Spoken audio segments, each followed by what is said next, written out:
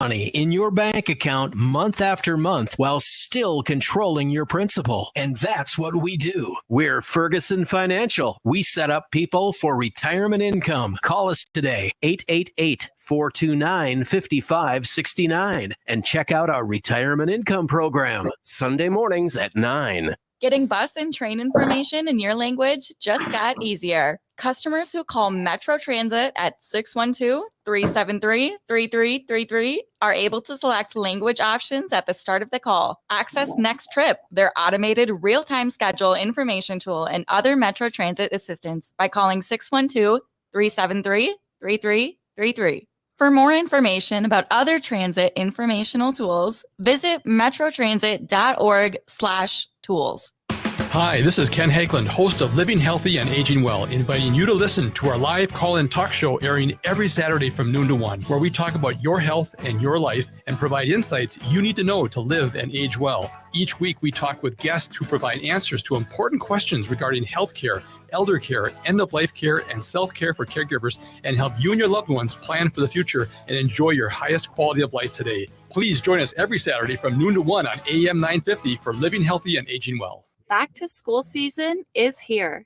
And while this is an exciting time for parents, kids, and educators, let's not forget how far we've come in our battle against COVID-19. We're in a better place, but COVID-19 is still here, and we need to continue to help protect our communities. With the flurry of new schedules and classrooms, let's not overlook the fundamentals of staying safe. Wash your hands regularly and watch for any symptoms like fever, chills, a cough, or shortness of breath. Should you or someone you know have COVID-19 symptoms, stay home and get tested. Find more tips on continuing to be safe at health.state.mn.us. Let's have this back to school season be a time of renewed commitment to our collective health and brighter future for our Native communities. Again, find more tips on continuing to be safe at health.state.mn.us. This message is brought to you in partnership with the Minnesota Department of Health. With your AM 950 weather, I'm Brett Johnson. Look for rain tonight with a low around 46, Friday more rain with a high near 49, and Saturday partly cloudy with a high around 52.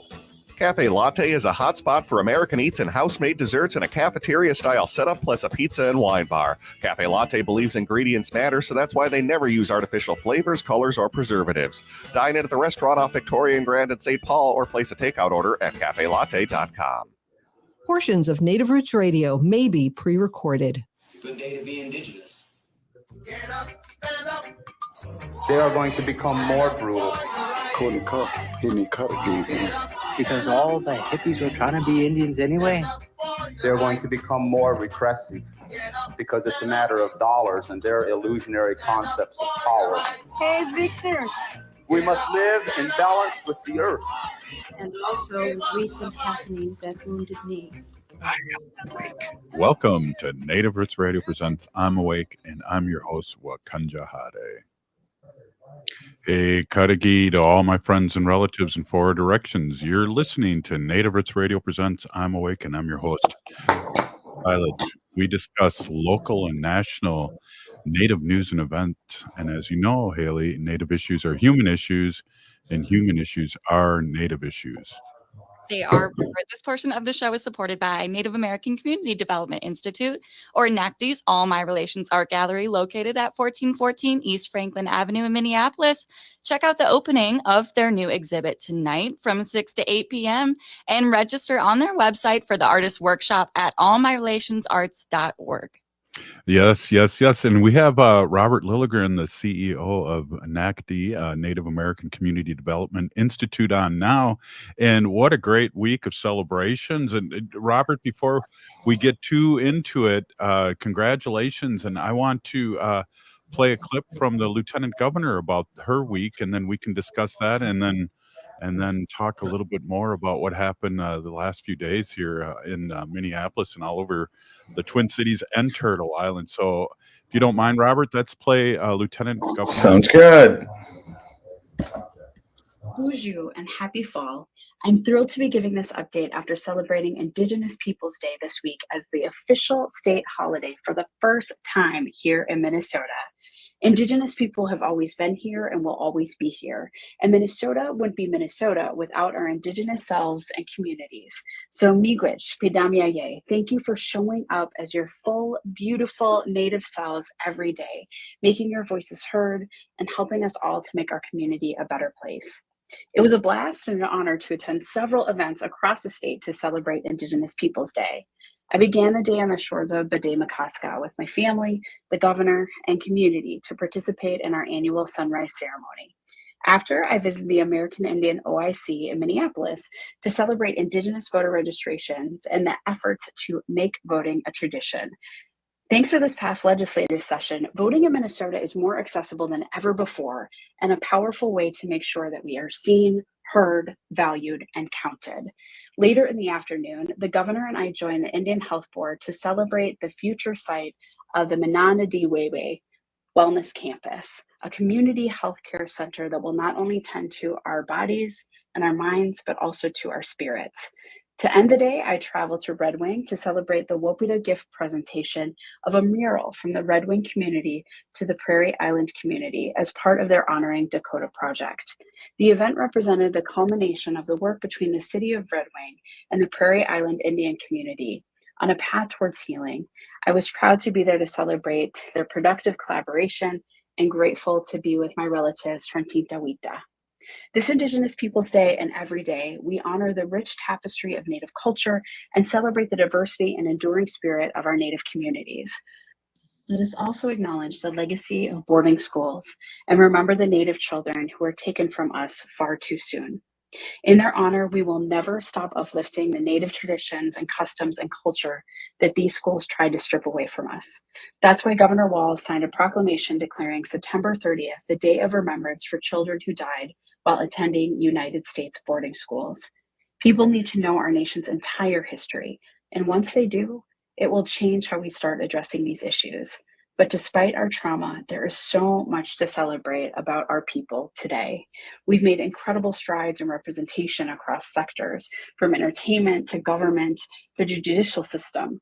We have record number of Native leaders across the United States. And in Minnesota, we've continued to build trust with one another, investing in Native language revitalization, healthcare access, housing, and more. And representation is power. And across the country, we're seeing the potential of Native leadership to enact meaningful change and protect our sovereignty. And that's why the governor hosted the 5th annual Governor and Tribal Leaders Summit in September to work with tribal leaders on advancing our shared priorities and move forward towards a future that lifts all people up who live here. And at the end of September, the governor and I visited the Lilligren Band of Ojibwe for our 10th government-to-government visit on a tribal nation during our administration. We met with the tribal council and had an opportunity to tour some sites that are a priority to the tribe. The most recent bonding bill included funding for the tribe's new wellness center. I look forward to returning and visiting once it is completed. Our work to improve government-to-government relations with the 11 tribal nations in Minnesota is happening 365 days a year, but these visits provide even more opportunities to build these partnerships and learn the specific priorities of each separate sovereign government. And as we gear up for the 2024 legislative session, know that we want to hear your voice. Don't hesitate to reach out to your local leaders or to our office to share how we can make Minnesota work better for you and for your family. Because when we work together, we can be best, the best state for Indigenous people and communities, the best state for our children, the best state for our elders, the best state to learn, work, and live your life how you choose. Miigwech, Padamyaye. Until next time, back over to you. Hey, thanks, Lieutenant Governor. Wow, Robert, what a pretty powerful stuff there. It was powerful. And it was great to see Lieutenant Governor Peggy Flanagan, my whiter sister, everywhere on Indigenous Peoples Day here on Monday. She gets around, I will say. Yeah. So, yeah, it was a great day. And good to see you two, Robert and Haley, around everywhere at so much event. Yeah, we just really have a community of plenty here, right? There's so much to do. You couldn't get to everything. Exactly. Hey, and I want to give a quick shout out for, and I don't know if you can tell the shirt. I know our listening audience can't see the shirt I'm wearing, but I think we should talk a little bit about that. I don't want to cut into your segments here, but I really want to give a big congratulations to you and your organization. If you don't mind talking a little bit about the award you got. No, I appreciate it. I appreciate you're wearing the shirt. So for those of you who can't see Robert Pilot, he is wearing our bright pink Make Voting a Tradition shirt. We have a new color each year, and this year the color is pink. And I must say we're getting a great positive feedback on the color choice. And so Make Voting a Tradition has been around for about 9 years now, and it's a cross-generational effort to engage Native people, not just at the ballot boxes and in voting, which is of course important, but in the political process and in broader civic engagement of holding our elected officials accountable, engaging in policy change. And Make Voting a Tradition received an award on Indigenous Peoples Day. It was the Secretary of State's Community Service Award. And it is a national award, and it was presented at one of our events, our Indigenous Peoples Voter Registration Day. And our Secretary of State in the state of Minnesota, Steve Simon, came and presented it, said some wonderful things about NACD and Make Voting a Tradition, and really recognized the successes that we were having here. So for this National Association of Secretary of State's Award, the Secretary of State had to nominate us, which he did, and it was just really an honor. Yeah, congratulations. And Jolene is such a doer, and ever since I've known her and working with NACD, she's just been taking no prisoners in a good way. I think she's really like the right person for the Oh my gosh. So Robert's talking about Jolene Jones, who is our statewide coordinator for Make Voting a Tradition, and I call her our secret weapon. She has reached into community like nobody's business, and she has really turned folks out. And this year alone, we're ahead of last year for voter registration, and this is an off year. We have some local elections like here in Minneapolis, and we're really gearing up for 2024, which of course is going to be in a huge election year. So props to Jolene for her incredible work. Absolutely. Hey, we're here with Robert Lilligren, CEO of Native American Community Development Institute in the Twin Cities in Minneapolis. And we're going to talk a little politics and the things coming up here in the next segment. Stay with us, please. This is Native Roots Radio presents I'm Awake.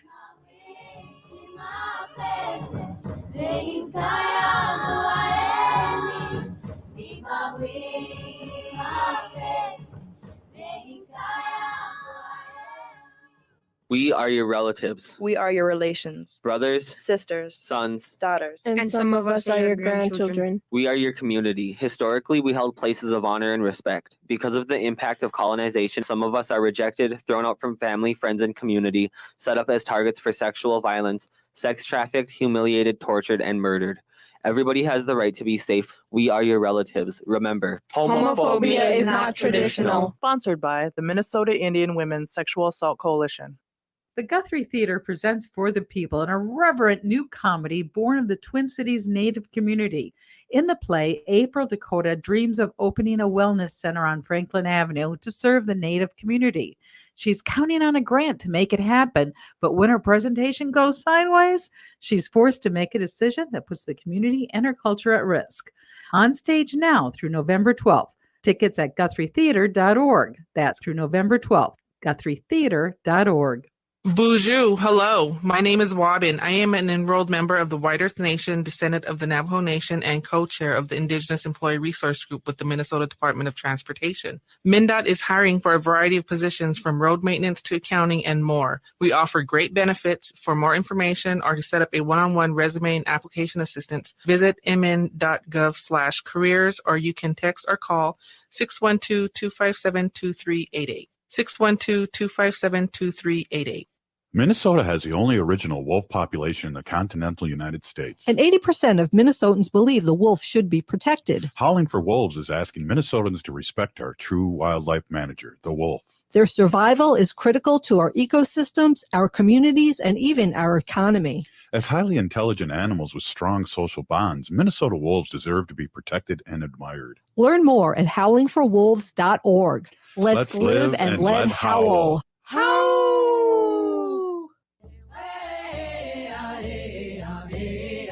Hi, I'm Jane Fonda, and you're listening to Native Roots Radio. And we're back to Native Roots Radio presents I'm Awake, and this is Robert Pilot. This portion of the show is supported by JS Bean Factory off Randolph Avenue in St. Paul. Native owned, bringing us the best coffee that keeps us awake. Hey, Robert, we've got our last pair of tickets to give away right now for the Thursday, October 19th, showing at 7:30 p.m. performance for the people at the Guthrie Theater. Again, these tickets are for the Thursday, October 19th performance. So if you want to win this pair, go ahead and give us a call right now. The number is 952-946-6205, 952-946-6205. Hey, I can't wait to see that play. A lot of great things happening all over the Twin Cities and all over the state and Turtle Island. Can't wait to see the play. And I think we're going to book West Studi on the show next week. So that'll be exciting and talk mostly about the play, but I'll be asking questions about Reservation Dogs because, you know, I'm a junkie for that too. I'll just slip a few in there. But hey, we're here with Robert Lilligren, and you know, we like to spend some time with Robert and talk over what's going on, and we can maybe just touch a little bit too, if you want, your busy day on Indigenous Peoples Day too. You were running around as much as the Lieutenant Governor. Not quite as much as her, but I guess I don't have the resources supporting me, and I just love how she was everywhere. But yeah, it was great. We started with the sunrise ceremony, Saya there on Bedemakaska, which is one of the premier lakes of the city of Minneapolis. And a few years ago went through a significant name change away from an offensive slave-owning Confederate officer to it's closer to its original name, the Dakota name Bedemakaska. It was site of the Cloudman Village. And it's so significant and it's so beautiful. It's really my favorite Indigenous Peoples Day event. And then that circle gets bigger every year. And so one of our community members suggests that we set a target to have a circle that goes all the way around the lake. And so we're going to start figuring out how many people it takes to fill that 2 miles or whatever it is and get them there. So that was great. You know, we had the voter registration event. That was wonderful. The land blessing for our new Indian Health Board clinic. Yeah. It was gorgeous. The grass dancers who blessed the site, and the governor was there. The governor and lieutenant governor were at the sunrise ceremony, at the land blessing. It's a state holiday now, right? And so it was just for the first time. So it was really special. Well, I know Haley was hanging out with me, and she was kind of blown away that the governor knew my name, and I kind of am blown away too because that's a lot of names he's got to learn. And I know he's been on the show a couple times, and we've been running into him in a good way for quite a few years. Oh yeah, here. Yeah, he probably mistook you for me, Robert, and so that's why he knew your name. But he's in the community, and I might not always agree with his positions, but you got to agree he has been one of the most effective governors, both now that we have total democratic control over our state government, and even when it was divided. He got stuff done. He took care of the people. He's a decent guy. Yeah, we talked a little bit with Arvina yesterday, and I got to give a quick shout out to Haley for taking the rest of the show because I did the show live from Target Field, and we had Arvina Martin on, and we talked a little bit about what's happening in Israel and with Hamas and all that. It's just our prayers are out to all the victims, and these governments need to, or I don't even know about governments, but they need to be peaceful and quit killing civilians. Right. It feels like a real loss of humanity, right? What's going on there, and it's atrocious. It's upsetting, and then folks who try to use this really hideous moment where people are suffering and dying to divide us, right, and to put us into different camps and different places, when really we need to be coming together in love, peace, healing right now, and sort of just kind of tone down the rhetoric a little and come together as people and lift up our humanity. Yeah, I just got to say, allegedly, when I say this to you, Robert, and you don't have to respond to this, but I'm just saying, if you follow the information, it leads back to Trump and all the things that all the secrets he had, and because they have that dome of protection, and that was easily bypassed, and so. I mean, everything's going to come out someday. That's all I have to say, and you don't have to. And it's No, I hope everything comes out someday, Robert. And I guess what I would say is it's concerning enough that there are dots there that can be connected. Mm-hmm. Absolutely, absolutely. So now maybe about the caucus, the Do Nothing caucus here nationally. Heard it called a lot of things, but I won't get into that right now. But Speaker of the House, what the heck? These times of need right now, are we giving aid to who needs aid, our help, because we don't have a working government? Right. I mean, it's so harsh and so tragic and such an inappropriate time. If it weren't so bad, it would be laughable, right? It's comedic. Yeah. What's going on there, and a party with majority control of the House of Representatives cannot pick a speaker, cannot do the country's business because of that. It's a constitutional office. They need to have a speaker to do business. And so right now with what's going on in Gaza, and we need response, what's going on in this country.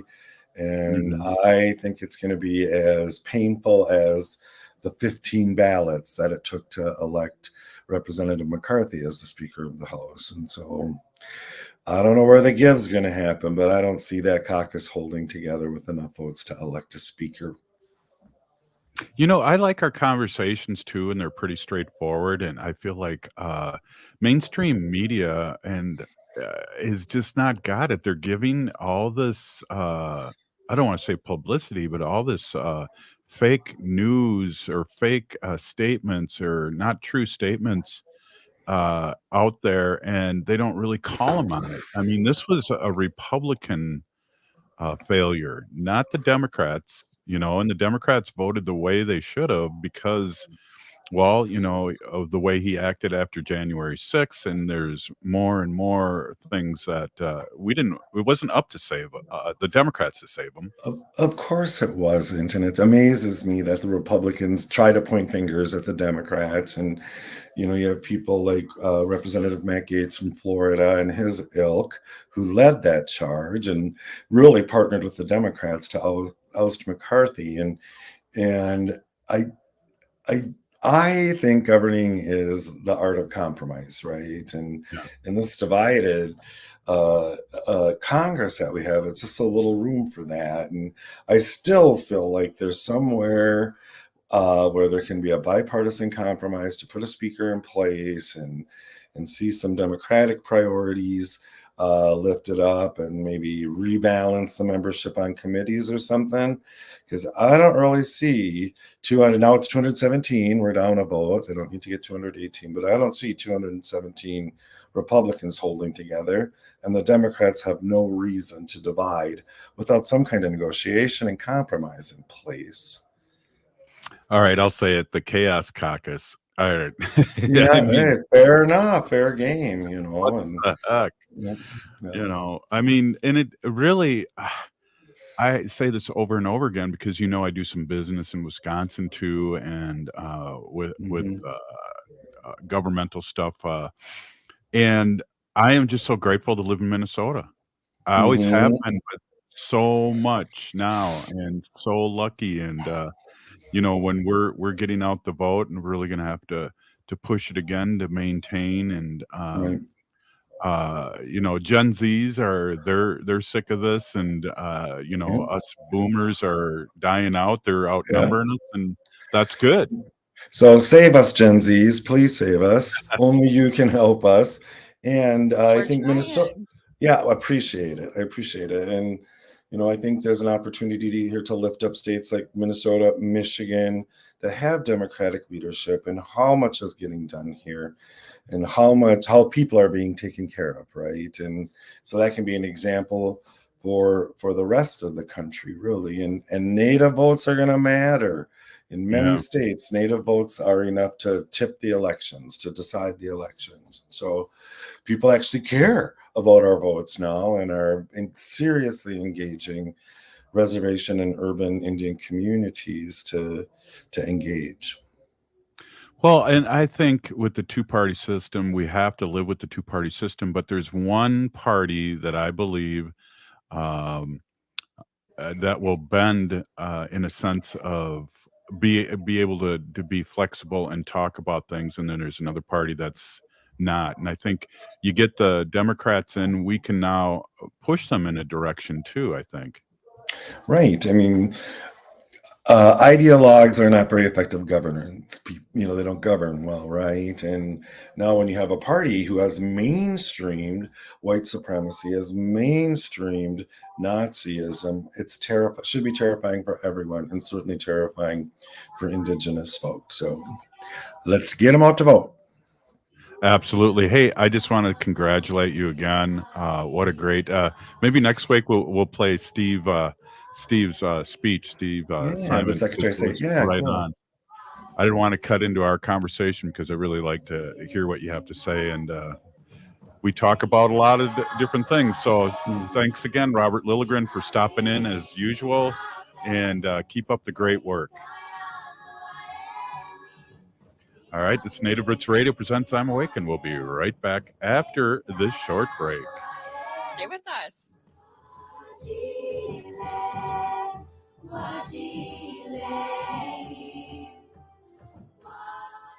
In this critical time for Indian country, voting is crucial to protecting the land, water, and communities. Voting creates collective power in securing our planet's future amid climate chaos.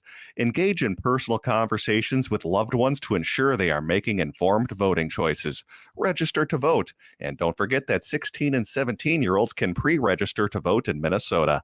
NACD is asking us to stand together and make voting a tradition. Go to NACD.org to learn more and make your pledge to vote. The Guthrie Theater presents For the People, an irreverent new comedy born of the Twin Cities Native community. In the play, April Dakota dreams of opening a wellness center on Franklin Avenue to serve the Native community. She's counting on a grant to make it happen, but when her presentation goes sideways, she's forced to make a decision that puts the community and her culture at risk. On stage now through November 12th. Tickets at GuthrieTheater.org. That's through November 12th. GuthrieTheater.org. At Metro State University, change the world your way. Students learn from expert instructors in high-demand degree programs including healthcare, technology, cybersecurity, teaching, and business. As one of the most diverse universities in Minnesota, Metro State is a learning community dedicated to equity, inclusion, and anti-racism. Explore 60-plus high-quality bachelor's degree programs at Metro State University's open house events in person October 17th and online October 19th. Sign up at metrostate.edu/open house. Know your power, Metro State University. In recognition of Domestic Violence Awareness Month, this message is brought to you by Strong Hearts Native Helpline, a culturally appropriate domestic and sexual violence helpline for Native American and Alaska Natives. Advocates provide free support and advocacy 24/7. Call or text 1-844-762-8483. That's 1-844-7-NATIVE, or chat online at strongheartshelpline.org. Safe, anonymous, confidential, 24/7. Join Twin Cities Quorum as they celebrate their 30th annual National Coming Out Day Luncheon. This inspirational and transformational event gives voice to the power of living openly, honestly, and with authenticity at work, in our families, and in our faith, and across our lives. The realities of living an authentic life are deeper than just being out. We all have many layers of identity, and we must work together to create a world where people can bring their whole self to everything they do. The National Coming Out Day Luncheon serves as a celebration of who we are individually and together. Reserve your tickets today for Friday, October 13th. This year's National Coming Out Day Luncheon will be at the Minneapolis Convention Center in Minneapolis. The Marketplace Expo opens at 10 a.m., and the luncheon will begin at 11:45. Tickets are available to members for $60 or non-members for $75. Learn more and purchase your tickets at TwinCitiesQuorum.com on the events page. That's Twin Cities, QUORUM.com. When a drunk driver hit my car, the structural integrity and safety features of my Toyota Sienna saved my life. I will always own one. That's it. That's the ad. I don't think I need to add anything else, but I'll gladly mention their sales team is attentive and friendly. Their service department is the best in the state, and their vehicles, you can put a lot of faith in the quality and safety of a Toyota vehicle. The structural integrity and safety features of my Toyota Sienna saved my life. I will always own one. That says it all. Rudy Luther Toyota, 5 miles west of Minneapolis on 394. With your AM 950 weather, I'm Brett Johnson. Look for rain tonight with a low around 46. Friday, more rain with a high near 49. And Saturday, partly cloudy with a high around 52. Grab a tray of Cafe Latte's Cafeteria and select from a wide variety of sandwiches, salads, and soups. The bakery features fresh baked breads, cupcakes, and more, while the pizza and wine bar has gourmet pizzas that pair perfectly with their 30-plus wines by the glass. Located off Victoria and Grand at St. Paul or at cafelatte.com.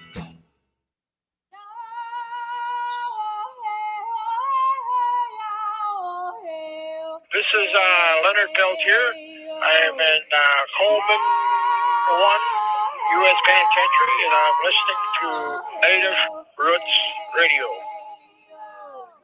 And we're back to Native Roots Radio presents I'm Awakened. This is Robert Pilot. This portion of the show is supported by Strong Hearts Native Helpline.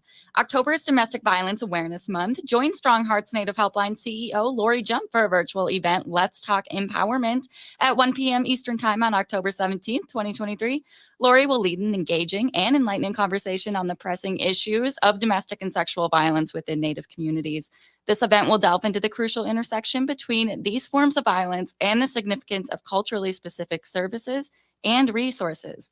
Strong Hearts Native Helpline, free, confidential, anonymous, 24/7. Call or text 1-844-762-8483. That's 1-844-7-NATIVE. Or chat online at www.strongheartshelpline.org.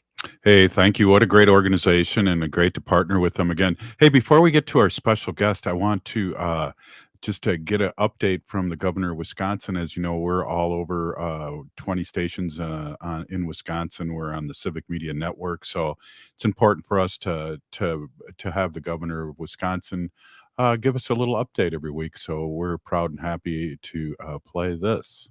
Hey there, Native Roots Radio. Governor Tony Evers here with my weekly update. Building strong relationships with the Native nations that call Wisconsin home has been one of my highest priorities. As governor, I've been proud to recognize Indigenous Peoples Days and to issue an executive order formally apologizing for the historic role the state played in Indian boarding schools. And together, we've worked to advance projects to expand affordable housing on tribal lands, unveiled exciting dual language road signs that feature both English and Indigenous languages, and found avenues to diversify tribal revenue by permitting event wagering, along with many other notable achievements. I was also proud to sign a state budget that makes critical investments in the strength and well-being of Native nations and Indigenous communities across the state through our child care and child welfare, tribal elder food boxes, and funding for tribal veteran services. The budget also includes conservation efforts and funding programming at UW Green Bay, developed with the Oneida Nation to support STEM education camps and provide access to UW Green Bay's college credit program for students. My commitment has been and will always be to strengthen our government-to-government partnership with the tribal nations and to ensure that experiences and perspective of Native people are always included and respected in our work at the state level. We have much work to do, but I look forward to continuing to work together in the years ahead. Thank you. Back to you, Robert, and Native Roots Radio. Hey, thanks, Governor. Really always great to have your update about the great state of Wisconsin, our neighbor here in Minnesota.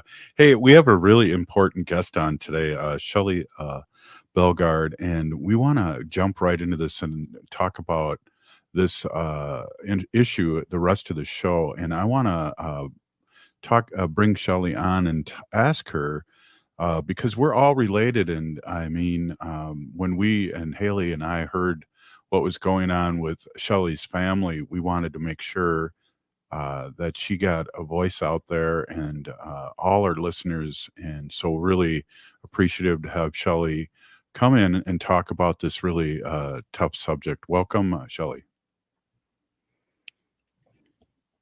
Thank you, Robert, for having me. Can you hear me okay? Sound great. Awesome. Um, I just really wanted to say, that it's important for me to continue to get my sister's story out, and I know that there's a lot of things that need to happen in order to bring justice to her situation. So we can start with what happened. I don't know if we want to give people some context.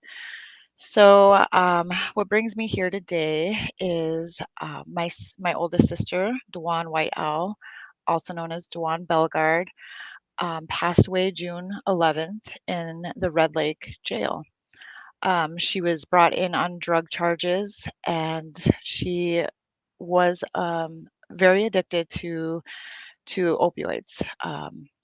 She has been for some time, and when I share this story, I always wanted to tell people that when I found out about my sister being incarcerated or put in jail, I mean, I felt like a sense of like a peace, like, oh, well, this is going to be a way for her to get help.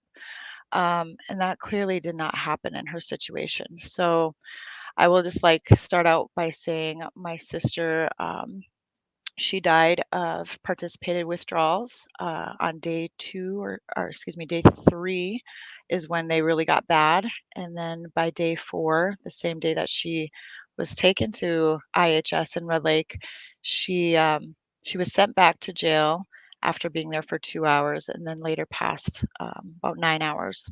And her health continued to basically decline in that short time. Um, but what I also want people to know is that I want to, see Red Lake Jail and IHS held accountable for her death. I had many people reach out to me from Red Lake and explain their concerns about, my sister's death and how this wasn't the first one.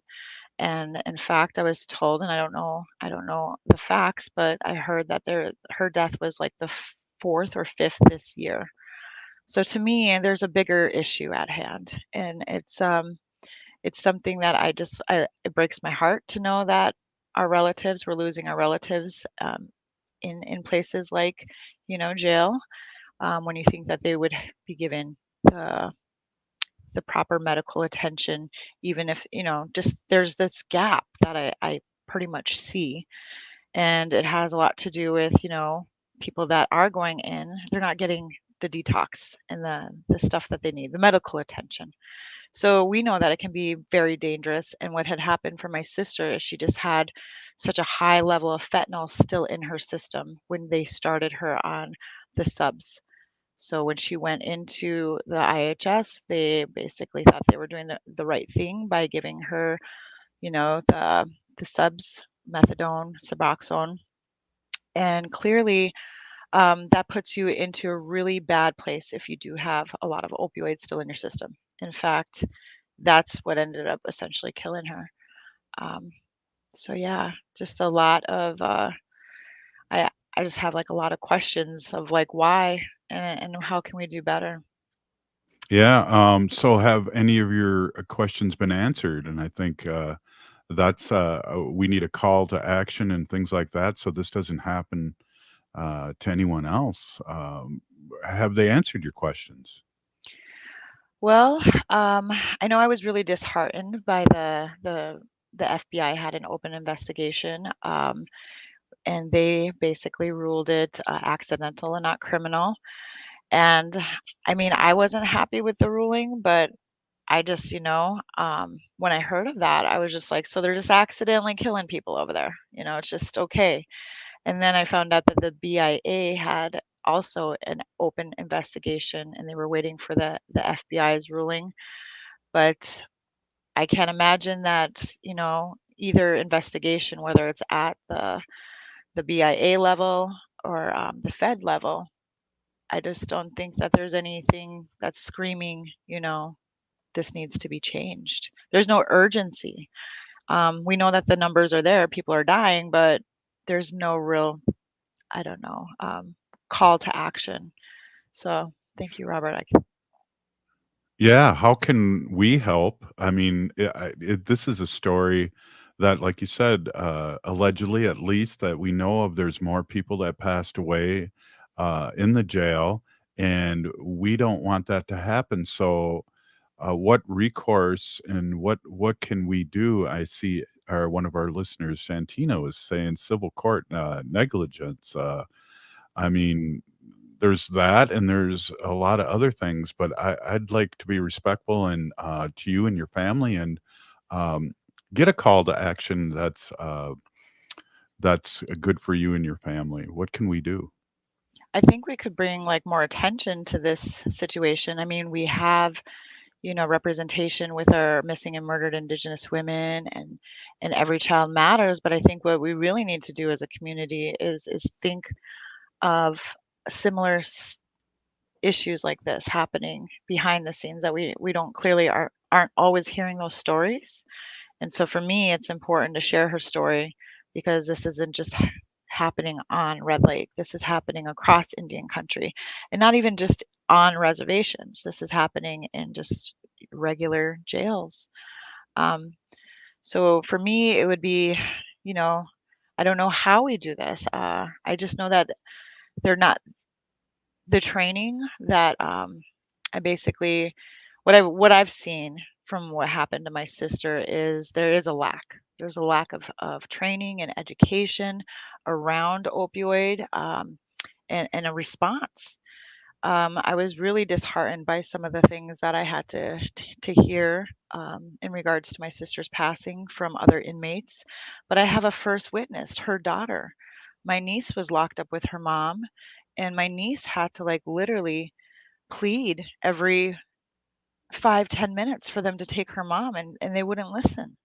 So that alone, is just really heartbreaking. But that trauma was kind of experienced by everybody who was incarcerated with my sister.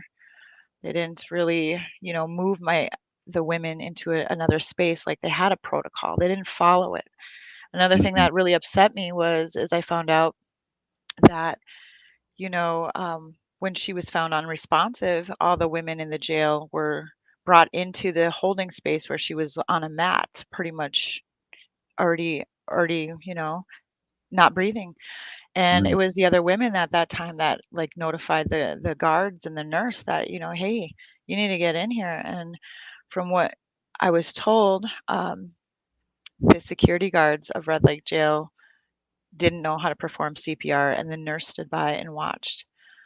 They basically performed, a little bit, and then they called it quits. There was no life-saving measures done, no defibrillator, no Narcan, no nothing. So I just feel like they could have done better if they actually had a process set up. Well, that's interesting, and I think maybe we can talk a little bit more about that, because again, drug addicts, Native Americans are treated subhuman, and we really need to talk about that. And let's talk a little bit more with that. We're with Shelly Belgarde, and she's really speaking courageously about situation with her sister up in Red Lake Jail, and we're going to talk a little bit more. So this is like Shantia just said, this is unacceptable, and so let's talk more about this. We appreciate you speaking your truth, and we're going to be right back. This is Native Roots Radio presents I'm Awake.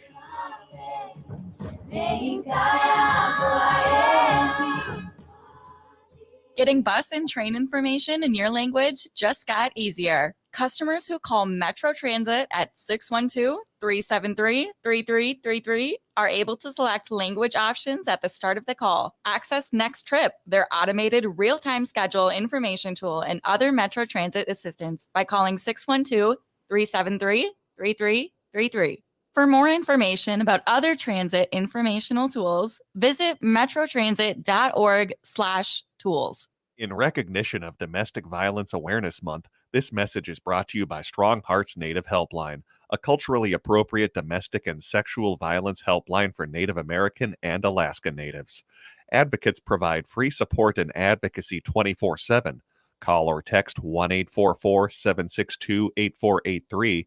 That's 1-844-7-NATIVE, or chat online at strongheartshelpline.org. Safe, anonymous, confidential, 24/7. Join Twin Cities Quorum as they celebrate their 30th annual National Coming Out Day Luncheon.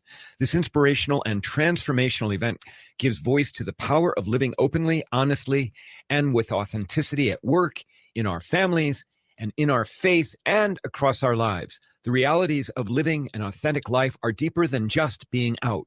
We all have many layers of identity, and we must work together to create a world where people can bring their whole self to everything they do. The National Coming Out Day Luncheon serves as a celebration of who we are individually and together. Reserve your tickets today for Friday, October 13th. This year's National Coming Out Day Luncheon will be at the Minneapolis Convention Center in Minneapolis. The Marketplace Expo opens at 10 a.m., and the luncheon will begin at 11:45. Tickets are available to members for $60 or non-members for $75. Learn more and purchase your tickets at TwinCitiesQuorum.com on the events page. That's Twin Cities, QUORUM.com.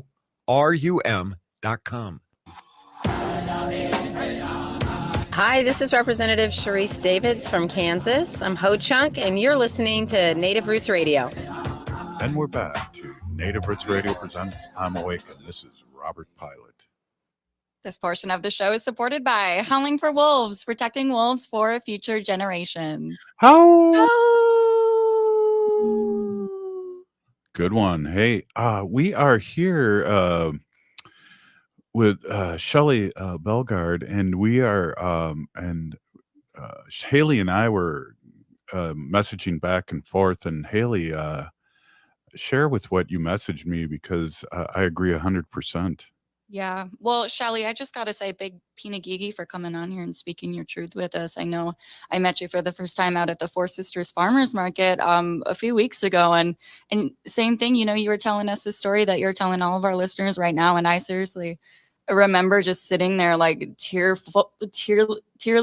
tears in my eyes. And, you know, I just could not believe that that was the first time we had been hearing about this from you.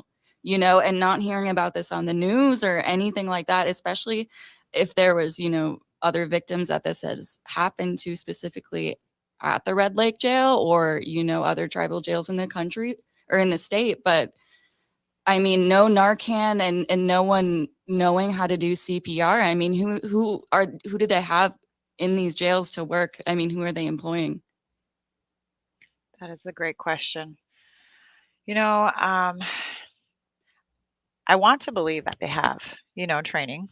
Like there's a part of me that wants to believe that, but we didn't see it. And I have to like wonder if she was just being treated as a drug dealer. I mean, like we all know that when you get arrested, they see you and view you as a criminal. But I think like with her, I think it was a little bit different. Not being from Red Lake, we're from North Dakota, so we're affiliated with Standing Rock, Turtle Mountain, and MHA. But we grew up around up northern Minnesota, around Red Lake. So I've always, you know, thought of my fellow Red Lake members as like extended Teoshpai, right? They were our family, and they were like the only natives that we were really close to. Well, and White Earth, I should say. But you know, I think the real issue here at hand with even with addiction is not seeing them as addicts.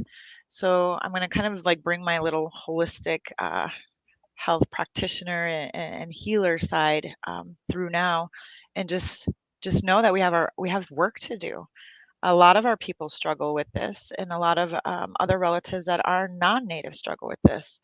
But I guess what I want to try to get at here is addiction.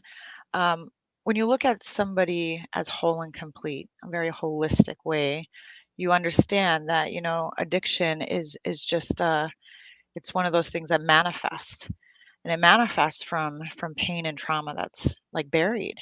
And so when I look at our relatives that are struggling, I look at it as our relatives just need healing. They need to go deeper, and a lot of the time it requires a lot of inner work, and it's not an easy process. but there is light at the end of the tunnel. But I think that we need to really begin with looking at our relatives that are struggling with this as whole and complete, and then go from there and unpack some of that trauma. Yeah, I agree 100%. And treating people as people, meeting them where they're at. Our trauma is runs so deep, and other people's trauma too. I mean, I've been sober coming up here on 39 years, clean and sober, no drugs, no alcohol, and there's a lot of things going on. I've seen people not make it, and a lot of it has to do with not dealing with their trauma, and you're as sick as your secrets, and we need to have our hands open and have people have it be normalized that healing's okay. Absolutely. And we all can use a little bit of healing in our lives. That's for Yeah, sure. Um, absolutely. So we got like another 5 minutes or so on the show here, but I really want some sort of call to action where we can do something to help in this situation. And what is your suggestion? Is call Red Lake to do some of your own investigation? What can our listeners do? that's a great question. I think, yeah, a call to action to really, I would love to see one happen in Red Lake, where we go out there as a community, and just kind of show our concerns, because I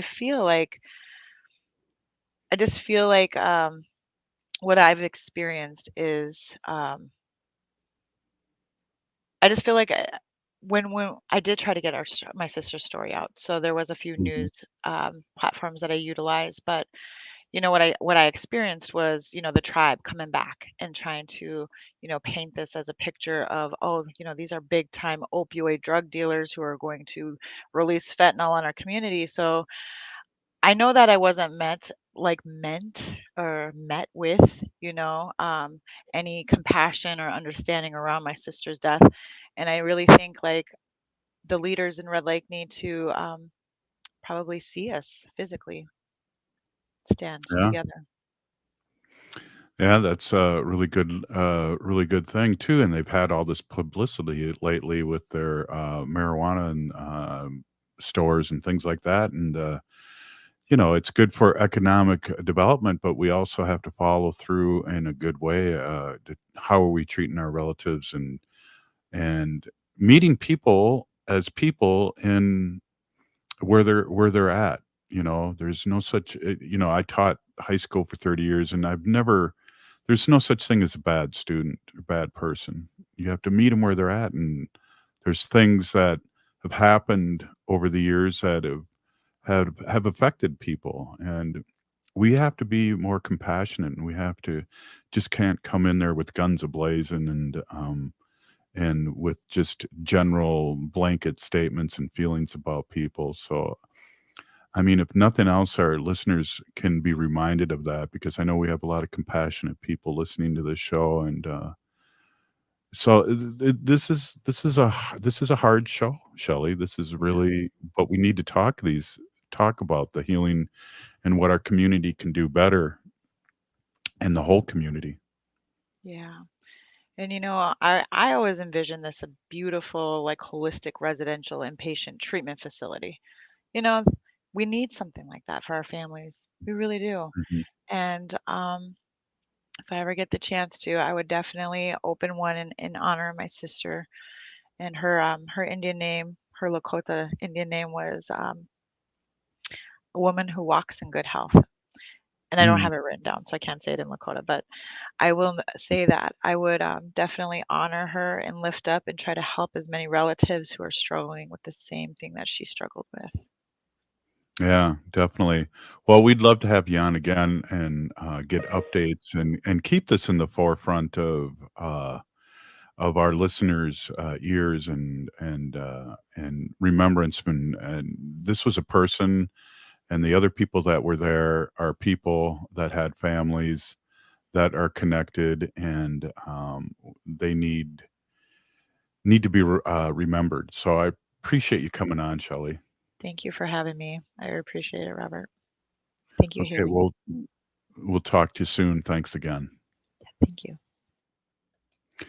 Wow, Haley, heavy show, but definitely well worth it. I mean, people going through things that are unimaginable for us. So great to have Shelly on and talk her truth and her story to us. Absolutely. And thank you, Shelly. Pinagigi. Right on. Hey, if you're listening to the show, you're part of the resistance from Chief Plentycoops, the ground in which we stand on. It's sacred ground. It is the blood of our ancestors. We need to resist, divest, join a group, run for office, vote. We're still here. We are the 7th generation. Free Leonard Peltier. Now.